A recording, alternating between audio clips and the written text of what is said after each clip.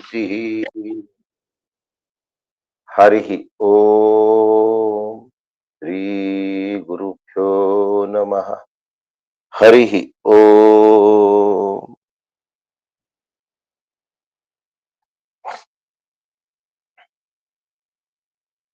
केनोपनिषदातला चौथा मंत्र आपण काल पाहिला आहे आणि तोच आपण आज पण पाहतो आहे.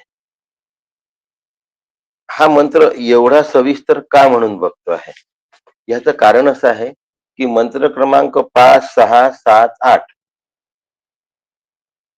इथे वाणीच्या जागी मन, वाणीच्या जागी नेत्र, वाणीच्या जागी कान आणि वाणीच्या जागी प्राण एवढाच फरक आहे. बाकी सगळा मंत्र तसाच्या तसा आहे.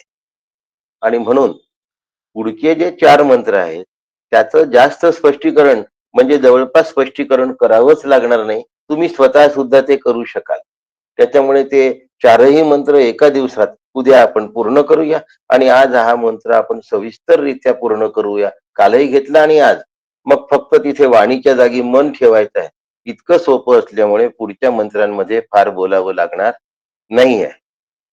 यद वाचा अभ्युदितम यद वाचा नभ्युदितम येन वाक अभ्युदयते तदेव ब्रह्म त्वं विद्धि नेदम यदिदम उपासते. वाणीने आत्मा प्रकाशित होत नाही, पण वाणी आत्म्यानी प्रकाशित होते. त्याला तू ब्रह्म जाण. ह्या ची लोक उपासना करतात ते ब्रह्म नाही, हे तू पक्क लक्षात ठेव. डॉक्टर काकांनी याचं वर्णन फार सुंदर केलं आहे. आणि ते सुंदर वर्णन करत असताना ते म्हणतात की उच्चार करताना वाणी प्रगट होते. कशी प्रगट होते? 8 ठिकाणी ती वाणी आदळते. म्हणजे तो जो शब्द आहे, तो जो नाद आहे, शब्द शब्द काढून टाकू, नाद शब्द वापरू. तो नाद 8 ठिकाणी आदळून येतो आणि 8 ठिकाणी आदळून आल्यामुळे त्याला वाणी म्हटल्या जातो. आधी तो आवाज आहे, नाद आहे, पण तो आतमध्ये किती ठिकाणी आदळतो? 8 ठिकाणी आदळतो. आणि त्या 8 ठिकाणाला नाव आहे जिव्हामूल, हृदय, कंठ, मूर्धा, दंत, नासिका, ओठ व टाळू.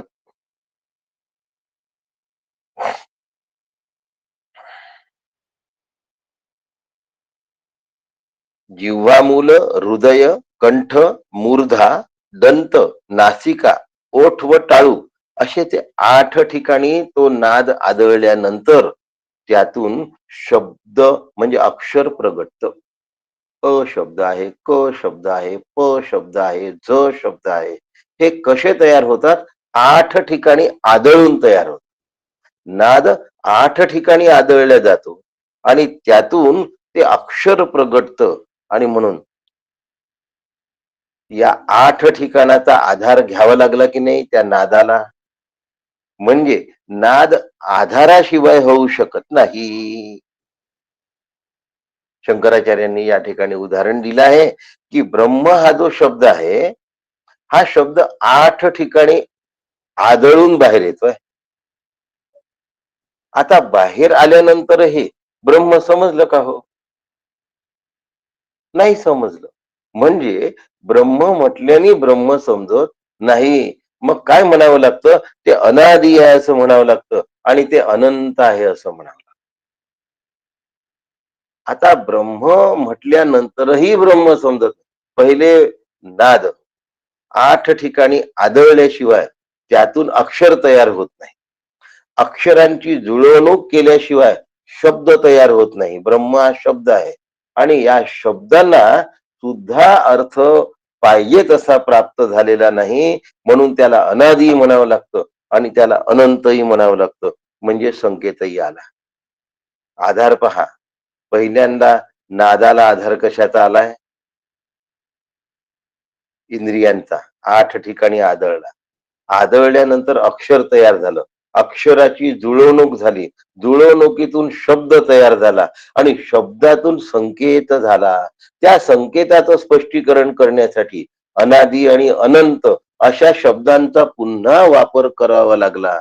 म्हणजे शब्दांना सुद्धा संकेत शक्ती असते आणि संकेत जे बुद्धीमध्ये ठसतात ते ठसवण्याचं काम आत्म्यामुळे घडतं. कारण चेतन वस्तूच ठसवू शकते, अचेतन वस्तू ठसवू शकत नाही. तुमच्या आमच्या बुद्धीमध्ये आता जे ठसलं हे चेतन आत्म्यामुळे ठसलं.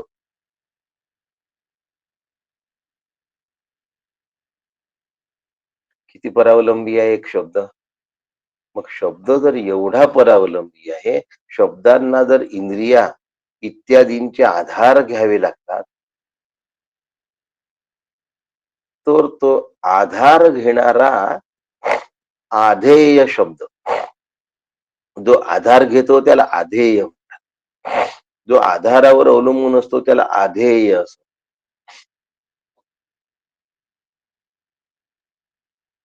वॉकरनी चालावं लागतं. काठी घेतल्याशिवाय चालता येत नाही. काठी ही आधार घ्यावी लागते आहे. म्हणजे काठी घेणारा आधेय झाला. काठीचा आधार म्हणजे काठी आधेय झाली. काठी कोण झाली? आधेय झाली. आधाराशिवाय चालत नाही. मग आता आधार आणि आधेय असा ब्रह्मस्वरूपामध्ये फरक नाही. 8 ठिकाणी तो नाद आढळल्यानंतर सुद्धा, नाद आढळल्यानंतर सुद्धा तो बुद्धीत ठसत नाही.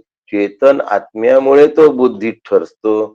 त्या आत्म्याला जाणायचं आहे, शब्दाला जाणायचं नाही, अर्थालाही जाणायचं नाही. पहिल्यांदा शब्द ऐकायचा, त्याचा अर्थ घ्यायचा आणि शब्द सोडून द्यायचा. मग अर्थाला धरायचं, अर्थाचं आकलन करून घ्यायचं आणि अर्थही सोडून घ्यायचा.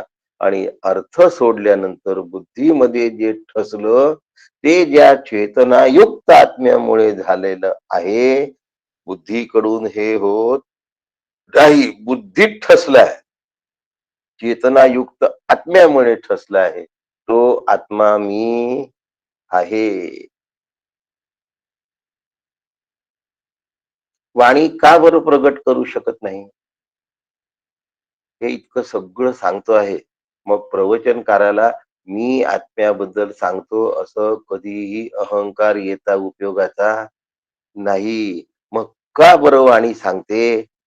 वाणीमध्ये आणखीन एक दोष असा आहे की वाणी उष्ण आणि शीत, मृदू आणि कठीण असा स्पर्शभेद सांगते. म्हणजे वाणीला निर्णय भेद घेता येतात. आत्मा अभेद आहे म्हणून अभेद आत्म्याचं भेदयुक्त वाणी वर्णन करू शकत नाही. आता भेद सांगितला म्हणजे परिच्छिन्नता आली आणि आत्मा तर अपरिच्छिन्न आहे. म्हणून वाणीनी परिच्छिन्न वाणीनी अपरिच्छिन्न आत्मा सांगता येणार नाही. आता इंद्रियांच्या आधाराने राहत असल्यामुळे वाणी काय करते? जड आहे म्हणून गुण आणि गुणी याचं ती वर्णन करते. म्हणून तो जो चेतना वक्ता आहे तो चेतन स्वरूप आहे. तो वाणीच्या आधाराने बोलून राहिला असं वाटतं, पण तो स्वतः चेतन स्वरूप असल्यामुळे इंद्रियांवर चेतन अवलंबून नाही, अचेतन वाणी अवलंबून आहे. म्हणून हे परोपरीने सांगावं लागतं की तदेव ब्रह्मम त्वं विद्धी. वाणीने जे केल्या जातं ते ब्रह्म असू शकत नाही. मग काय करतो? वाणीने मी उपासना करतो, वाणीने मी जप करतो, वाणीने मी जे जे काही व्यापार किंवा व्यवहार करतो त्यांनी ब्रह्मप्राप्ती होणार नाही. म्हणून वाक्य आहे तदेव ब्रह्म त्वं विद्धी. कोणतं ब्रह्म आहे? त्या वाणीच्या मागे असलेलं जे ते ब्रह्म आहे. नेदम यदिदम उपासते, न इदम यदिदम उपासते. आणि म्हणून ते म्हणतात की लोक ज्याची उपासना करतात ते ब्रह्म नाही. बारकावा आहे, नीट समजून घ्या बरं का. वाणी विषयाचं स्पष्टीकरण करते. बुद्धी सतत विषयात गुंतलेली असते आणि आत्मा अविषय असल्यामुळे वाणी आत्म्याचं प्रगटीकरण करू शकत नाही. मग आता वाणी कशाचं प्रगटीकरण करते? सविशेषाचं प्रगटीकरण करते. आणि ब्रह्म निर्विशेष असल्यामुळे वाणी ब्रह्माचं प्रगटीकरण करू शकत नाही. आणि म्हणून ज्या ज्या देवतांची उपासना केली जाते त्या सगळ्या देवता सुद्धा नामरूपात्मक आहे. आणि नामरूपात्मक असल्यामुळे त्या देवता सविषय आहे, त्या देवता सविशेष आहे. आणि म्हणून सगळी श्रुती वचने अनात्म वस्तूच्या ठिकाणी विरक्ती उत्पन्न करून ब्रह्मज्ञानाकडे प्रवृत्ती निर्माण करतात. ब्रह्मज्ञान निर्माण करत नाहीत, ब्रह्म दाखवत नाहीत, ब्रह्मज्ञानाकडे प्रवृत्ती निर्माण करतात.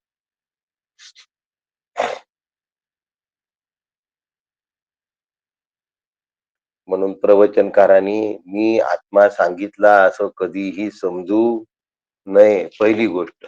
दुसरी गोष्ट अशी की आत्मा सांगता येत नाही हे प्रवचनकारांनी सुद्धा कसं लक्षात ठेवावं, पक्क लक्षात ठेवावं. तिसरी गोष्ट अशी की सांगणी गोष्ट ही सविषय असते, सविशेष असते.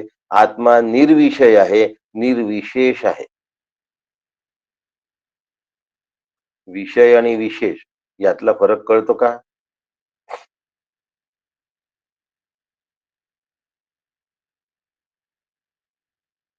आज वादळ येत आहे, आज वादळ येत आहे.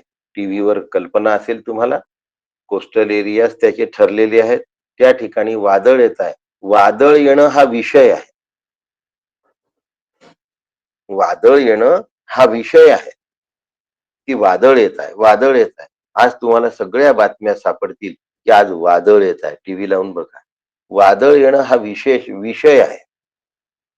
आणि आलेलं वादळ असं असं नष्ट करतं हे त्याचं विशेषत्व आहे. वादळ हा विषय आहे आणि वादळांनी जे केलं ते विशेषत्व आहे. आणि आत्मा विषयही नाही आणि आत्मा विशेषही नाही.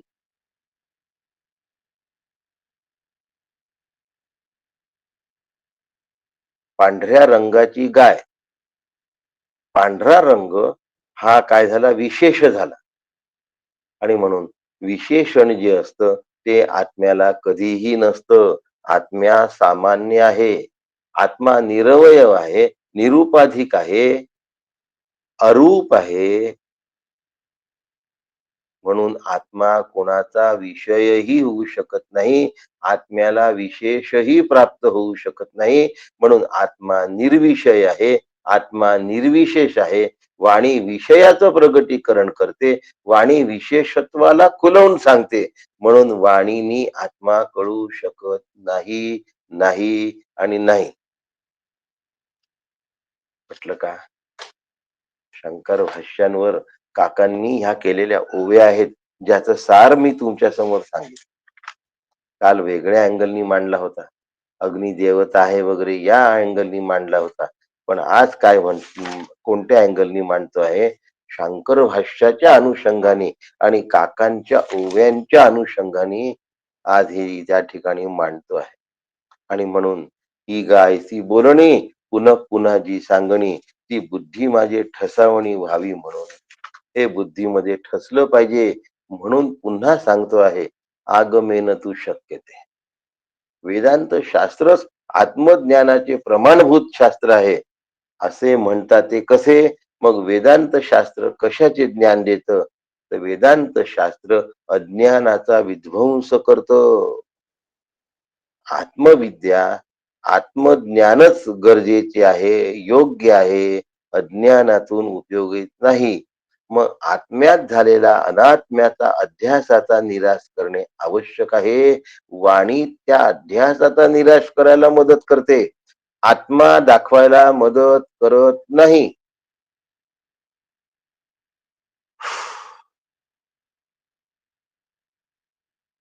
मीच एक निश्वास टाकला.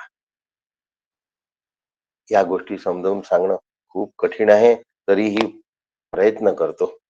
मला जे सुचलं आता, की आणखीन कसं सांगावं? तुम्ही ऑनलाईन आहात. ऑफलाईन मध्ये मी चेहरा पाहिला की ओळखतो, की त्याला कळलाय की नाही. तो जरी कळल्यासारखं दाखवत असला तरी खरंच कळलं की तो दाखवून राहिला हे पण कळतं. मला सवय झाली आहे त्या गोष्टी. पटाक्कन मी डोळ्यासमोर त्या गोष्टी ओळखतो पाहिल्याबरोबर. पण ऑनलाईन मध्ये अशी व्यवस्था नाही. मग आता काय करायचं? मग आता उदाहरण देण्याचा प्रयत्न करतो. ज्याची उदाहरणं नाहीत ते पण देण्याचा प्रयत्न करतो. समजून घेण्याचा तुम्ही प्रयत्न करा. कारण शेवटी हे शब्दात मांडता येत नाही. वाणी त्याचं प्रगटीकरण करू शकत नाही. तरीही मी उदाहरण देतो आहे. कृपया सूक्ष्म बुद्धीने समजून घ्या. एकाग्रतेने समजून घ्या. सूर्य लखलखतो आहे. सूर्याचा प्रखर प्रकाश आहे. आलं लक्षात? आता ह्या प्रखर प्रकाशाच्या क्षणी काय झालं? ढग आलीत आणि काळ्या शार ढगांनी लखलखणारा सूर्य पूर्णपणे झाकल्या गेला आणि अंधार पसरला. काय झालं? अंधार पसरला. आता प्रकाश दिसत नाहीये. आता सगळीकडे अंधार दिसतोय. ढग कशी आहेत? पाण्याने भरलेले काळे शार आहेत. सूर्य दिसेनासा झाला. उजेडही दिसेनासा झाला. आता काय झालं? आता वारा आला आणि सोसाट्याच्या वाऱ्याने ढगांना तितर भितर करून टाकलं. वाऱ्यामुळे ढग दूर निघून गेले. पुन्हा लखलखता प्रकाश दिसायला लागला. आता मी तुम्हाला प्रश्न विचारतो, की वाऱ्याने प्रकाश दाखवला का?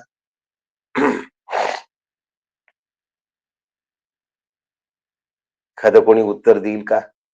नाही. वाऱ्याने प्रकाश दाखवला नाही. मग वाऱ्याने काय केलं? ढग दूर केले. वाऱ्याने काळे कुट्ट ढग बाजूला केले. मग वाऱ्याने काळे कुट्ट ढग बाजूला केले, पण सूर्य वाऱ्याने दाखवलेला नाही. सूर्य तिथे आहेच. तो तसाच आहे, तेवढाच आहे, तितकाच आहे, तळपता आहे. म्हणजे वाऱ्याने काय केलं? वाऱ्याने फक्त ढगांना दूर केलं. तसं उपनिषदांचं जे ज्ञान आहे, हे ज्ञान तुम्हाला अज्ञानाला दूर करणार आहे, अविद्येला दूर करणार आहे, आत्म्याला दाखवणार नाही. कारण तो स्वयंप्रकाशित आहे. आत्म्याला दाखवण्यासाठी, सूर्याला दाखवण्यासाठी वाऱ्याची गरज नाही. ढग येण्यापूर्वी तो दिसत होता, तेव्हा वाऱ्याची गरज होती का? नाही. म्हणजे सूर्य वाऱ्यामुळे दिसला नाही, सूर्य ढगामुळे दडला होता. परंतु आपल्याकडून ढगामुळे सूर्य दडलाय. सूर्याकडून सूर्य दडला होता का? आता दुसऱ्या कोणीतरी उत्तर द्या. नाही. आता आपल्याकडून, आपण आणि सूर्य यांच्यामध्ये ढग आले म्हणून सूर्य दडला होता. आता आपण तिकडनं बघू, सूर्याकडून बघू, आपल्याकडून नाही बघू. सूर्याकडून ढग आले तेव्हा सूर्य दडला होता का? याचं उत्तर नाही असं दिलेलं आहे आपण. याचा अर्थ ढग आल्यानंतरही सूर्य दडलेला नाही, वारे आल्यानंतरही सूर्य उघडलेला नाही. सूर्य जसा आहे तसाच आहे, आत्मा जसा आहे तसाच आहे. अविद्येमुळे मला मी देह आहे असं वाटतं म्हणून आत्मा दडलेला आहे असं वाटतो. अज्ञानामुळे जग सत्य आहे असं वाटतं म्हणून आत्मा दडलेला आहे असं वाटतं. वास्तविक आत्मा दडलेला नाही. पण त्याला उघड करण्याची ताकद वाणीत सुद्धा नाही, कारण त्याच्या सत्तेवर वाणी कार्य करते. मग आता वेदांत शास्त्राचा अभ्यास हा अविद्या निवृत्तीसाठी आहे, अज्ञान निवृत्तीसाठी आहे, आत्मप्राप्तीसाठी नाही. का? कारण आत्मा नित्य प्राप्त आहे. मग नित्य प्राप्त आत्म्यासाठी उपासना करावी लागेल का? तदेव ब्रह्मम त्वम विद्धी नेदम यदिदम उपासते. आता समजलं असेल तुम्हाला की उपासना का करावी लागत नाही.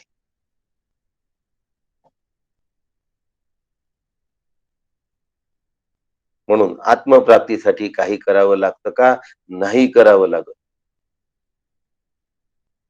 आत्मप्राप्तीसाठी काहीच नाही करावं लागत का? असं पण नाही म्हणतायत.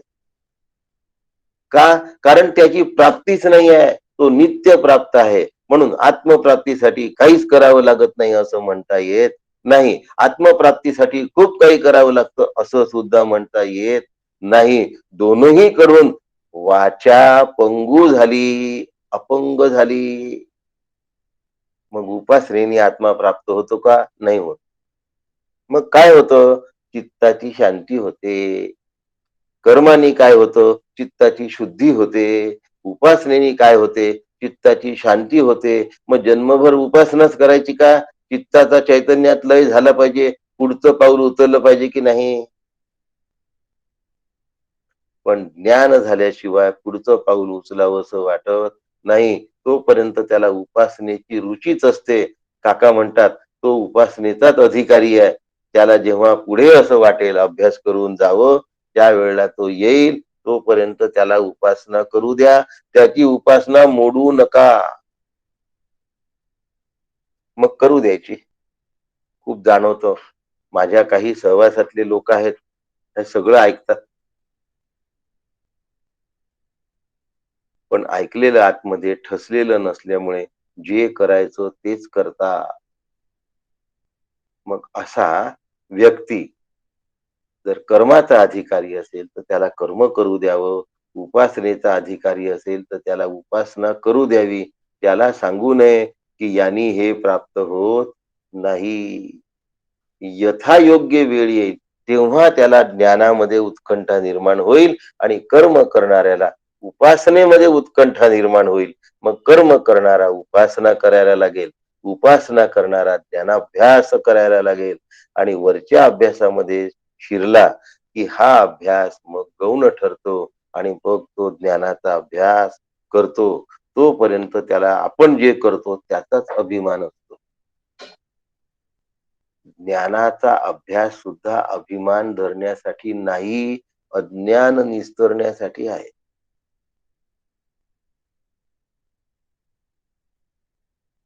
एक उदाहरण सुचलं म्हणून पुन्हा सांग. अगदी मी मोबाईल मध्ये स्वतःलाच बघत होतो. मला उदाहरण सुचलं. उदाहरण असं की मी हा चष्मा लावलाय. आता मी चष्मा लावल्याचा मी अभिमान धरावा का हो? नाही चष्मा लावला तर नाही दिसत. म्हणजे दिसण्यासाठी मला चष्मा लावणं भाग आहे. मग मी चष्मा लावतो याचा काय अभिमान करायचा? मग आत्मप्राप्तीसाठी उपासना करतो याचा काय अभिमान करायचा? याचं कारण असं की त्याशिवाय चित्तशांती होणार नाही. पर्याय नाही करण्याशिवाय. ज्याचं कायम संताप, थोडं थोडं गोष्टी झाल्या की चिडचिड. यांनी असंच नाही केलं, त्यांनी तसंच नाही केलं, त्यांनी असं करायला पाहिजे होतं, त्यांनी तसं करायला पाहिजे होतं. तू उपासनेचाच अधिकारी आहे.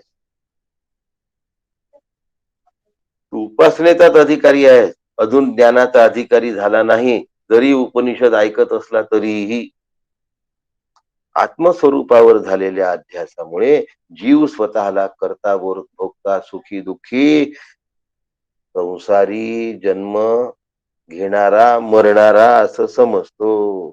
आणि म्हणून असह्य वेदना, यातना, पीडा, उद्विग्नता, नैराश्य, भय या सगळ्या गोष्टींमध्ये तो काय पछाडला जातो.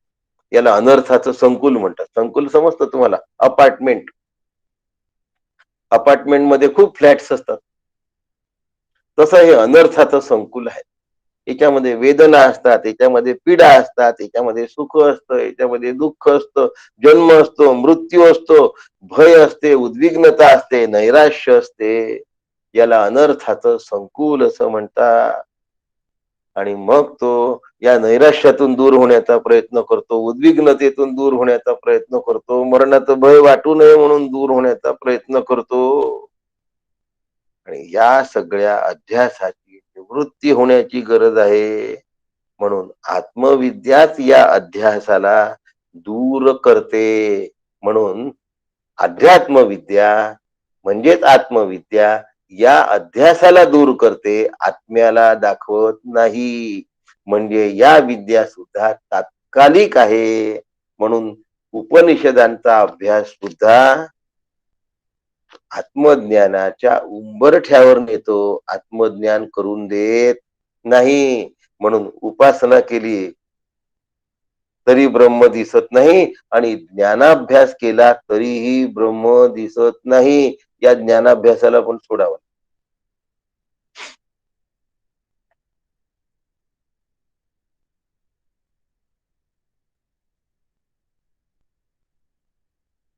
किती सुंदर आहे बघा हा अभ्यास.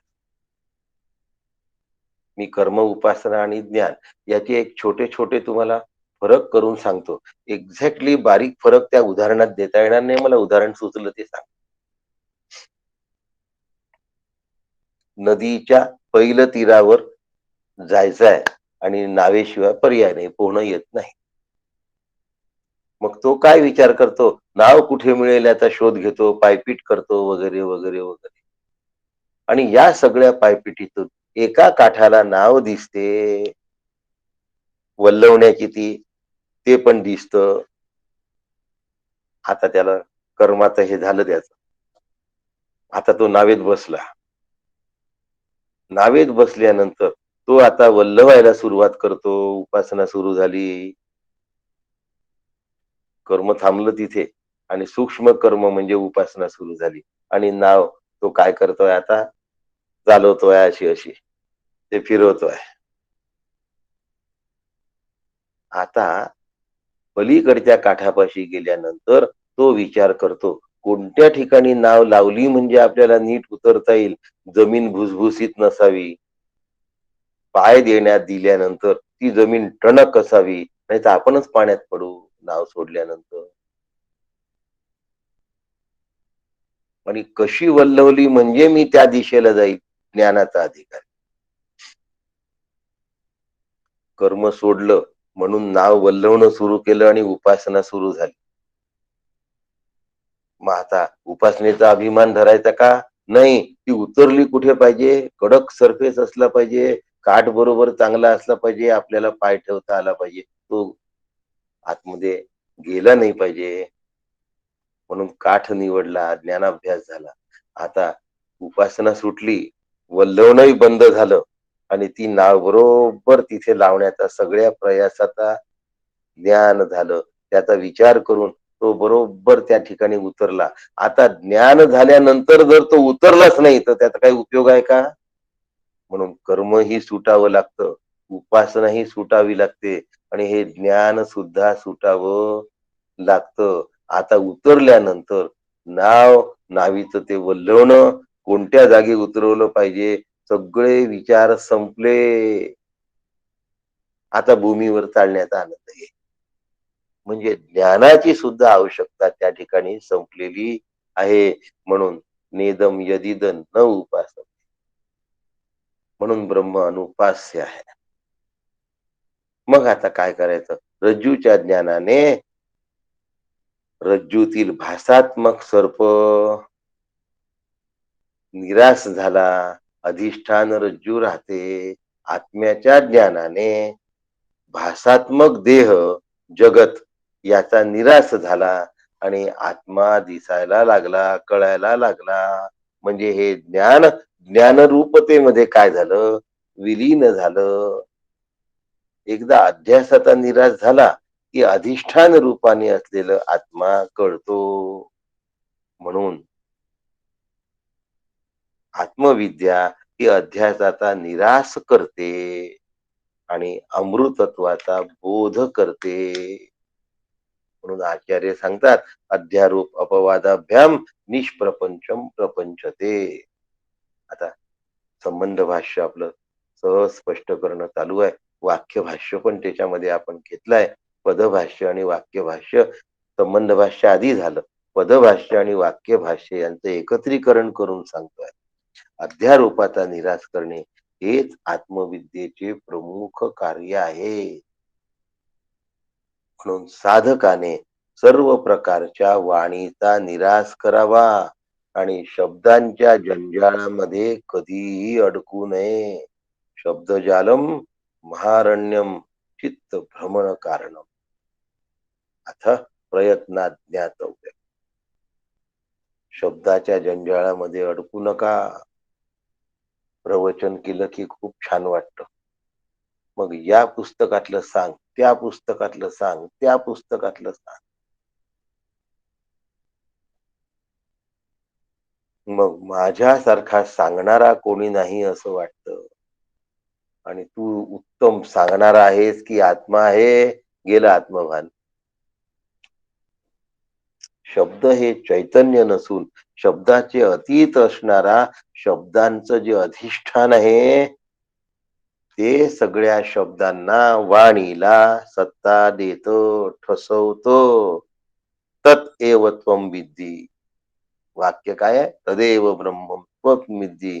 इथे श्रुती एवकार शब्द वापरते आहे, म्हणजे शब्दांचा निराश करते आहे, शब्दांच्या व्यवहाराचा सुद्धा निराश करते आहे. वाणीचे प्रेरक असणारे तेच ब्रह्मस्वरूप आहे हे तू निश्चितपणे जाण. तदेव ब्रह्म त्वं विद्धी नेदम यदिदम उपास. तदेव म्हणजे तेच, फक्त, आणि फक्त तेच म्हणजे केवळ तेच. तदेव ब्रह्म शब्द माहिती आहे. त्वं विद्धी तू जाण, तू समजून घे, त्याचाच तू निश्चय कर. नेदम न इदम यदिदम उपासते, ज्याची तू उपासना करतो आहे ते ब्रह्मस्वरूप नाही. उपासकांनी किती जागर राहावं लागेल. उपासना करणाऱ्यांनी किती जागर राहावं लागेल याचा विचार करा. आणि म्हणून उपासनेत उत्कृष्ट वस्तूचा निष्कृष्ट वस्तूमध्ये आरोप केला जातो. ब्रह्मस्वरूपाचा आरोप कशात केला जातो? अनित्य वस्तूमध्ये केला जातो. 40 ग्रामामध्ये विष्णू पाहिले, विष्णू उत्कृष्ट वस्तू आहे. 40 ग्राम निकृष्ट वस्तू आहे.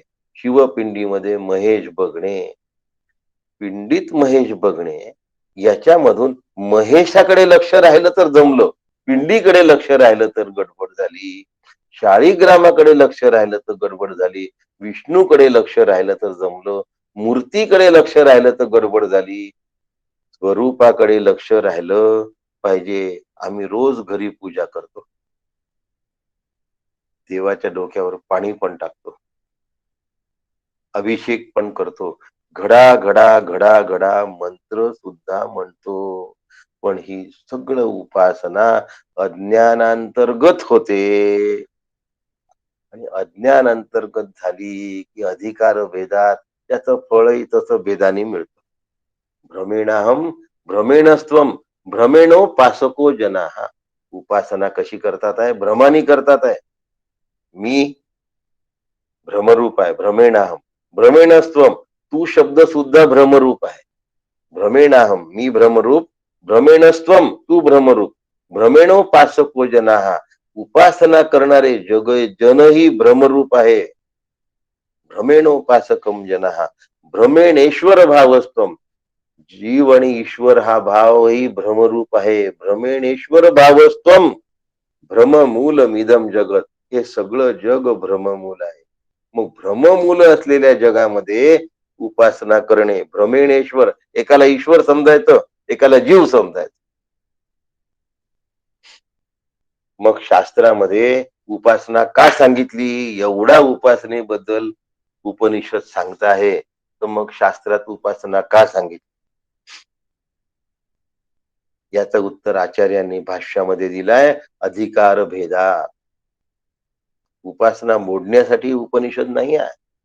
उपनिषद म्हणतं अधिकार भेदात मध्यम आणि मंद अधिकाऱ्याच्या चित्तशुद्धी आणि चित्ताच्या स्थिरतेसाठी उपासना कर्म सांगितलेलं आहे.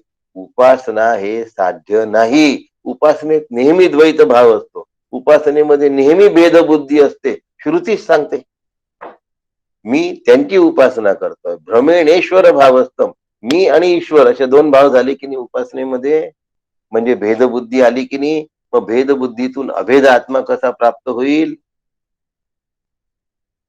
म्हणून उपासना मोडकळीला आणण्यासाठी सांगितलं नाही. त्याचा अधिकारच तयार नाही झालाय तेवढा, मग त्याला उपासनाच करू द्या.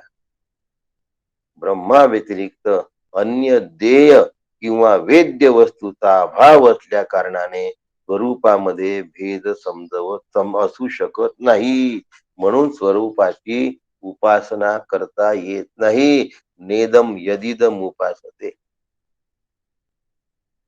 बघा, श्लोक क्रमांक 4, 5, 6, 7, 8 या सगळ्यांमध्ये नेदम यदिदम उपासते, तदेव ब्रह्म त्वं विद्धी नेदम यदिदम उपासते, ही ओळ कॉमन आहे. म्हणून ही सविस्तर आज घेतो आहे. उद्याला ह्या सगळ्या सांगण्याची गरज पडणार नाही. म्हणून अनात्म्यामधून ब्रह्मतत्वाचा निषेध केला आहे. शिष्याला अनात्मा काय आणि आत्मा काय हे स्पष्टपणे कळावं. कुठलीही शंका राहू नये, विकल्प राहू नये, संदिग्धता राहू नये. म्हणून आत्मा काय आहे आणि आत्मा काय नाही, दोनही पद्धतीने उपनिषदांनी समजवलं आहे. म्हणजे गणित करायलाही शिकवलंय आणि ताळा करायला पण शिकवलाय. पायरी पायरीने गणित करावं लागतं, उत्तर येतं, पण उत्तराचं समाधान ताळ्याशिवाय होत नाही. म्हणून ताळा करून बघायचा. माझ्याकडे 100 रुपये आहेत, 20 रुपये, 30 रुपये आणि 40 रुपये खर्च केले. 20, 30 आणि 40 किती झाले? 20 आणि 30 50 आणि 40 90. 90 रुपये मी खर्च केलेले आहे. बरोबर जमलं, गणित जमलं. मग आता ताळा करायचा, मग 10 उरायला पाहिजे. हा, 10 पण उरले आहे. 10 उरले हा ताळा आहे. खर्च किती केले? 90 केले, हे गणित आहे. 90 रुपये खर्च केले हे गणित झालं. 10 रुपये उरले ते बरोबर आहे की नाही तपासून पाहणं, याला ताळा असं म्हणतात. म्हणून इथे ताळा करून पाहावं लागतो, तेव्हा आम्ही निसंदिग्ध होतो. म्हणून उपनिषद काय सांगतं? तदेव ब्रह्मम, तदेव ब्रह्म. मी इकडे ब्रह्म कसं आहे हे सांगतो. इथे ब्रह्म प्राप्तीसाठी काय करू नये असं सांगतो. म्हणजे ब्रह्माबद्दलही सांगतो आणि जे करतो त्यांनी ब्रह्मप्राप्ती कशी होणार नाही त्याही बद्दल सांगतो. म्हणजे ताळा पण करून सांगताय. तदेव ब्रह्म त्वं विद्धी, ब्रह्मस्वरूपामधून अनात्म्याचा निषेध केला आहे. साधकाला विषय ग्रहण करण्याच्या इच्छेसाठी पासून निवृत्त करून आत्मस्वरूपामध्ये स्थिर करणे हा उद्देश आहे. ब्रह्म उपास्य नाही. श्रुतीची उपास्यत्वाचा निषेध करत असताना साधकाला अन्य प्रयत्नापासूनही निवृत्त करते आहे. म्हणजे नुसती उपासना बंद करत नाहीये श्रुती, कर्मही थांबवा म्हणते. श्रुती दोन्ही गोष्ट सांगते आहे. सर्व कल्पनांचा भेद, बुद्धीचा निश्चय साधकाला शुद्ध असंग कुटस्थ साक्षी चैतन्यामध्ये निर्गुणामध्ये स्थिरावतो. असा त्याला ते घेऊन जातात आहे. कुठपर्यंत? पाव केवढं मोठं आहे सगळं. विचार करा. बुद्धीसी सविषयी चाळा, आत्मा अविषयी बाळा. काय सुंदर काकांनी ओवी लिहिली आहे. शंकर भाष्यावर काय काकांनी त्याला किती सुंदर सोप्या शब्दात सांगितलं. बुद्धीसी सविषयी चाळा, आत्मा अविषयी बाळा. तियेसी कैसेनी कळा, प्रसविण्या आत्मा. 112 नंबरची ओवी आहे. बुद्धीसी विषयी चाळा. बुद्धीची सवय काय असते? विषयांचा चाळा. आत्मा अविषय बाळा. अरे तुझी बुद्धी चाळा करते आहे हे तुला वाटत नाही. तुला वाटून राहिलं की तू काय करतोय? आत्मचिंतन करतोय. नाही, ते अचिंत्य स्वरूप आहे. म्हणून आत्मा अविषय असल्यामुळे अचिंत्य आहे. म्हणून आत्मा अविषय बाळा. बाळा शब्द का वापरला असेल? आत्मा अविषय असताना सुद्धा आत्म्याच्या चिंतनासाठी आम्ही कर्म किंवा उपासना करतो. ही बालबुद्धी आहे म्हणून बाळा वापर. ज्याची बालबुद्धी असते त्या ठिकाणी बाळा शब्द वापरला जातो. का बालबुद्धी आहे? कर्म आणि उपासनेने आत्मा प्राप्त करावासा वाटतो. काकांची 112 नंबरची ओवी बघायची बरं का. त्यात काकांनी बाळा शब्द लिहिलाय. बुद्धीसी सविषयी चाळा, आत्मा अविषय बाळा.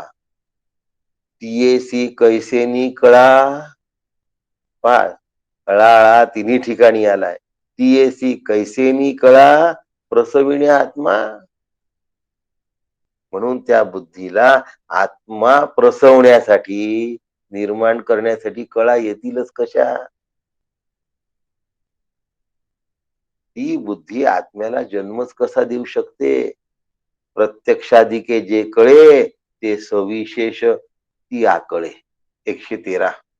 परी निर्विशेषाचे जाळे गुंतवी तिला, ही बुद्धी निर्विशेषामध्ये काम करू शकत नाही.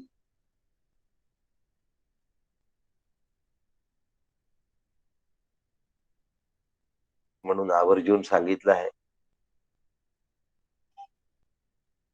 काका नेहमी शंकराचार्यांचा विवेक चूडामणी मधला तो श्लोक सांगत असतात. वस्तुसिद्धीर विचारेण न कश्चित कर्म कोटीही. कोट्यावधी कर्म केले तरी वस्तूची सिद्धी होऊ शकत नाही. यात कर्मही आलं आणि उपासनाही आली, कारण उपासना कर्म आहे. म्हणून यागी उपासनी देवता देवतांची मांडणी, ती सविशेष जाणी नामरूपे. यागी म्हणजे यज्ञ याग, उपासनी म्हणजे उपासना, देवता देवतांची मांडणी. मग काय करायचं? देवता देवतांची मांडणी असते का हो अशी कधी? हो असते. महालक्ष्मीचं पूजन करायचं असेल तरी आधी गणपती पूजन करावं. म्हणजे पहिले गणपतीची स्थापना करा, सुपारीचं गणपती, त्याची पूजा करा, नंतर मग देवाची पूजा. म्हणून देवता देवतांची मांडणी. पहा, आचार्यांनी काय सुंदर भाष्यामध्ये केलाय आणि काकांनी त्याला ओवीबद्ध केलाय. देवता देवतांची मांडणी. 2 देवता मांडल्या हो आम्ही. 2 आहे का हो देवता? देवता वेगळ्या, देव वेगळा बरं का. ती सविषय विशेष जाणी नामरूपे. आणि आम्ही आपलं पूजा करतो तर स्वतःला 30 मार्का समजतो. अरे चुकतोय, पलीकडे चल. कसा चुकतोय? त्यातून ब्रह्म बघायला पाहिजे. पूजा नाही सोडायची आहे, उपासना नाही सोडायची आहे, पण ते गुरूंशिवाय नाही होत. ऐसिया ज्या ज्या युक्ती, ऐसिया ज्या ज्या उक्ती आणि विवरण्या युक्ती, आत्मानी आणि ती विरक्ती ब्रह्मज्ञाना. 115 नंबरची ओळी आहे. आणि मग काका सांगतात या ठिकाणी की अरे, विरक्ती उत्पन्न करून ब्रह्मज्ञानाची प्रवृत्ती तयार केली पाहिजे. तू ज्याची केलेली उपासना आहे ती त्याची झाली नाही रे. उपासनेवर आधारित संप्रदायांना ही कडू गोळी पचेल का? काकांचं वाक्य आहे. ही कडू गोळी रुचेल का? आवडेल का? पसंत पडेल का? नाही पडत. बोचतात हो. एकदम हे ज्ञानवाले असा त्याला शिक्का लावतात. हो, ज्ञानवाले असा शिक्का लावतात. जगद्गुरु शंकराचार्यांना ज्ञानवाले असा शिक्का लागला. भक्तीचं त्यांनी एवढं मोठं उभारून ठेवलेलं आहे स्तोत्र वगैरे, की त्यांच्या एवढे भक्तीचे स्तोत्र इतर भक्तीच्या आचार्यांनी पण नाही लिहिले. तरी शंकराचार्यांवर ज्ञानवाले म्हणून शिक्का लावला. ज्ञानवाल्यांवर हे शिक्के जग लावत असतं, पण कारण त्यांना ते उपासनेवर आधारित संप्रदाय त्याला धक्का लागल्यासारखं वाटतो. उपासना मोडण्यासाठी नाही, पुढे चला तर खरी, पण पुढे चलायची आठवण नाही राहत. स्वच्छ मनाने इथे विचार करण्याची गरज आहे. व्यक्तिगत आवडीनिवडीचा इथे प्रश्न उद्भवत नाही. आणि म्हणून परमार्थात आपल्या आवडीनिवडीने काही होत नाही. शास्त्र सांगतं तसं करायला पाहिजे. म्हणून आपल्या आवडीनिवडीला परमार्थात जरा सुद्धा वाव नाही. आम्ही किती वेळ देतो हो पूजेला, उपासनेला, पण बदलायला तयार नाही. जसं आहे तसं आनंदाने स्वीकारायला तयार नाही. परमार्थ करायलाही मला खरंच आवडतं का असा प्रश्न पडतो. आमच्या मनाचं करायला आम्ही परमार्थ समजतो. शास्त्र सांगतं तसं करायला आम्ही परमार्थ समजत. म्हणून जुन्या घड्या मोडून नव्या घड्या बसवून घेणं हे अत्यंत कष्टदायक गोष्ट आहे. काकांचं वाक्य आहे हे नेहमी. परमार्थ शब्दामध्ये जुन्या वैचारिक घड्या बदलून नवीन घड्या तयार करायच्या, याला खूप कष्ट लागतात. खूप कष्ट लागतात. आणि आवडेल का? कशी आवडेल? माझं खरं हित ज्याच्यामध्ये आहे त्याची आवड मला तयार करून घ्यावी लागते. परमार्थाशिवाय दुसरा कल्याण करण्याचा मार्ग नाही.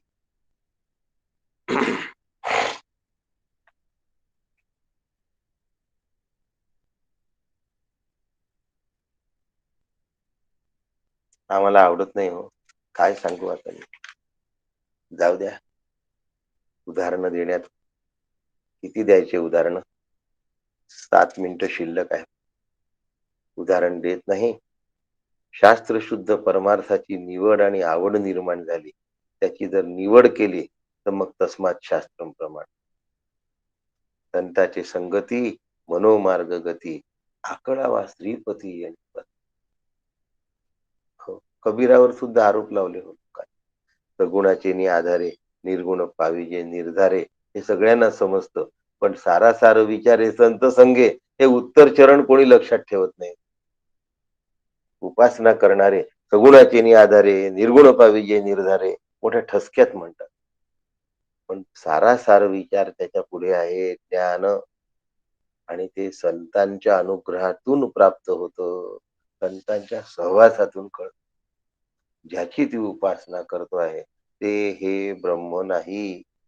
पुन्हा सांगतो, श्रुती उपासना मोडायला बसलेली नाही. तो श्रुतींचा उद्योग नाही, तो उपनिषदांचा धंदा नाही.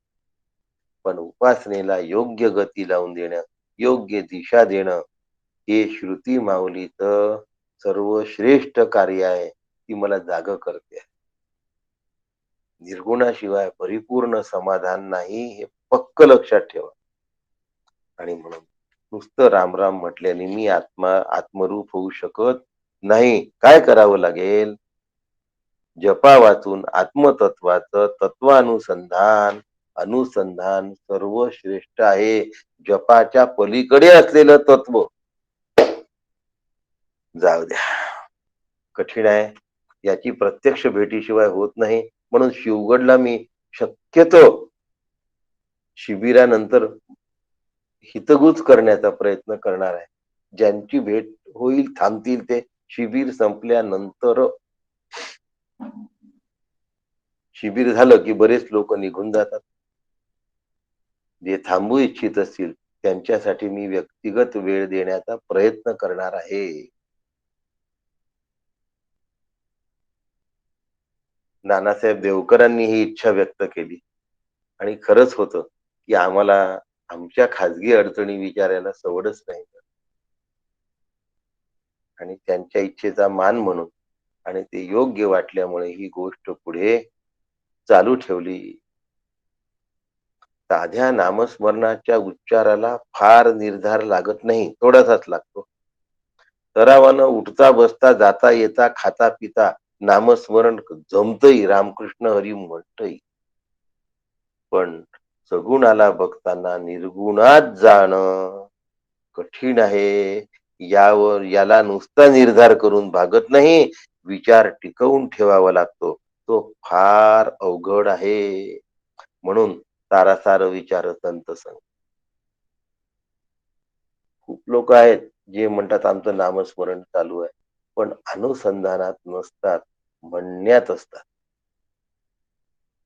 दाशरथी रामाच्या आधाराने निर्गुण पाविजे निर्धारे, पण सार संतांच्या संघाशिवाय होत नाही. म्हणून परंपरा, रूढी, आचार पद्धतीतून बाहेर पडणं जरुरीच आहे. ते पाय निसटतात, रूढी सोडवत नाही. मी आणि माझं याचं शेवाळ मला बाजूला करता येत. माझ्या कुळात असं चालू आहे, आमच्या घरात असं असतं, आम्ही असं असं करत असतो. आता काय होतं की एक उपासक असतो, त्याला दुसरा उपासक आला नाही की असं, "अरे तुम्ही नाही आले?" याला वाटते आपल्याला विचारलं, अहम वाढला. म्हणून मी माझेच शेवाळा मला बाजूला करणं कठीण असतं. इतका ज्ञानाभ्यास कठोरतेने करावा लागतो. अहम ममतेच्या लवण सवडी माते न पव फार बरं वाटतं. आम्ही उपासना करतो, आम्ही काय करतो, आम्ही अरे अरररररर! त्या मी मध्येच हरवला. उपासनेमध्ये हरवायचं राहून गेलं. जन्म मरणाची दुसळी डहुळीत केली. मी माझी आईची आठवण विसरले जयाचे अंतःकरण. पुन्हा सांगतो, उपासना मोडायला बसलेलं नाही उपनिषद. कर्म मोडायला बसलेलं नाही. नुसतं ज्ञान द्यायलाही उपनिषद बसलं नाही. ज्ञान रूपता व्हावी. एक दिवस उपनिषदांचा अभ्यास सुद्धा थांबावा.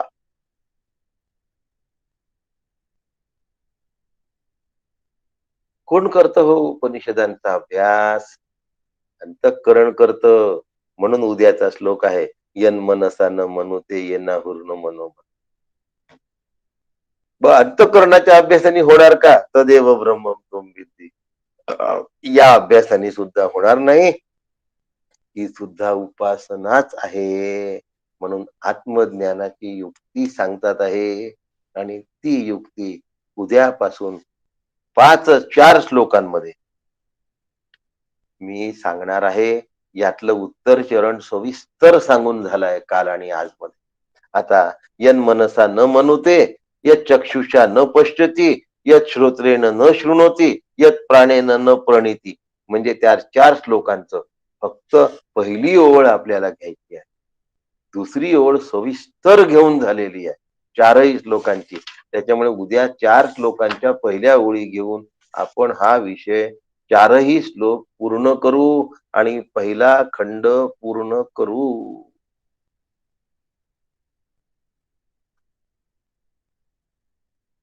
या ठिकाणी आपल्या सगळ्यांना मी वंदन करतो आणि तुम्ही मनापासून ऐकून घेतलं. तुम्हाला कुठलेही नावं ठेवणं किंवा तुमच्या कर्म उपासनेला दूषण देणं हा माझा उद्देश नाही, एवढं नीट समजा. पण ज्ञान झाल्यानंतर ते ज्ञान सुद्धा सोडायचं आहे. ज्ञान रूपता प्राप्त करायची आहे. एवढ्या गोष्टीची आठवण ठेवा आणि ब्रह्मस्वरूपाशी ऐक्य पावावे ही श्रुती आज्ञा आपण सगळे मिळून पाळू. रूढी परंपरा या सगळ्या गोष्टींना बाजूला ठेवून उपनिषदाची आज्ञा शिरसावंद्य माना. वेदांत म्हणजे अंतिम प्रमाण आहे. ते प्रमाण माझं कल्याण करणार आहे. असं कल्याण सद्गुरूंच्या कृपेने आपल्या सगळ्यांचं हो अशी प्रार्थना करतो आणि थांबतो. राम कृष्ण हरी. रामकृष्ण हरी. काय